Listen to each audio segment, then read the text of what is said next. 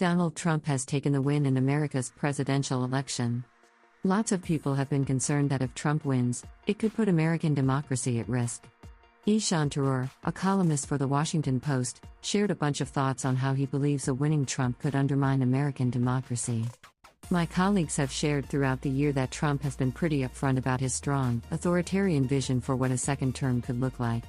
He would kick off a major cleanup of the federal bureaucracy, use the Justice Department to specifically target his political rivals, which he says is happening to him, fill government agencies with political appointees who are loyal to him, and hand out pardons to various officials as a way to encourage them to follow his lead or remain loyal. Worries about American democracy heading towards dictatorship, authoritarianism, or fascism just don't hold up under closer examination. These concerns really don't hold up under examination. If Trump wins a second time, it looks like American democracy is in for quite a tough challenge. Here we go again. But it's not going to dive into dictatorship, authoritarianism, or fascism. These are well-organized government systems. With Trump back in charge, it looks like America will end up with a confusing and unpredictable blend of government institutions, some working democratically and others not so much. The main issue with predictions like Tharoor's is that Trump just can't pull these things off. The sitting president can't just purge the federal bureaucracy. The law gives the green light and funding to government agencies, which means the courts won't let them be dismantled by an executive order. Republican presidents have often aimed to reduce the size of the administrative state. They just keep missing the mark every time. Even if we cut the federal bureaucracy in half, it would still be pretty massive. The DOJ, by the way, didn't target Trump's opponents while he was in office.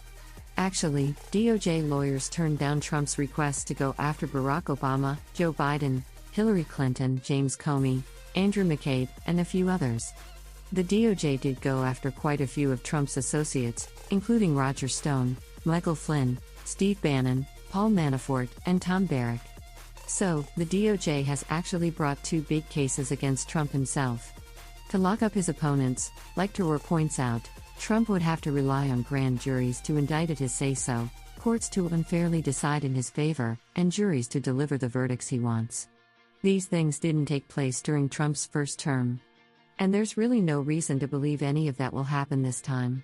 The Senate still needs to confirm all the executive-level appointments made by the president. Pardons are really just for certain actions and don't cover anything under state law or for what might happen down the line. Check out Bannon. He was initially pardoned by Trump for one issue and then ended up getting convicted for another. Also, Trump as president won't have control over most government activities, whether at the federal, state, or local level. The Democrats are going to push back against Trump at every opportunity. So will states and local governments run by Democrats. If the Democrats manage to take the House in 2026, we can probably expect Trump's third impeachment to kick off pretty quickly, for one reason or another.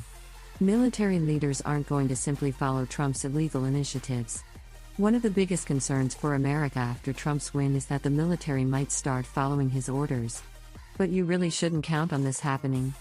He's had a rocky relationship with military leaders, including his Secretaries of Defense John Mattis and Mark Esper, as well as Chairman of the Joint Chiefs of Staff Mark Milley, who have consistently pushed back against Trump's questionable orders. Remember Milley? He was pretty vocal about opposing Trump's efforts to overturn the 2020 election results.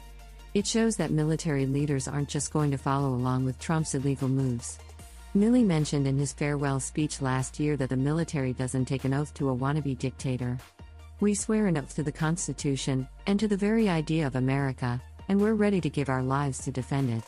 I'm not saying that a second presidency for Trump wouldn't come with its own set of risks. It probably will be. But the biggest worries are often where the American voters tend to overlook: international affairs. Here's the spot where U.S. presidents have limited checks on their power, giving them a real chance to stir up some trouble. The world really needs some calm and sensible American leadership right now, something very different from the approach we saw with Trump. So, Donald Trump won. Once more. Yeah, there's definitely a lot to be concerned about. But a lot of the gloomy predictions about his presidency just aren't going to happen.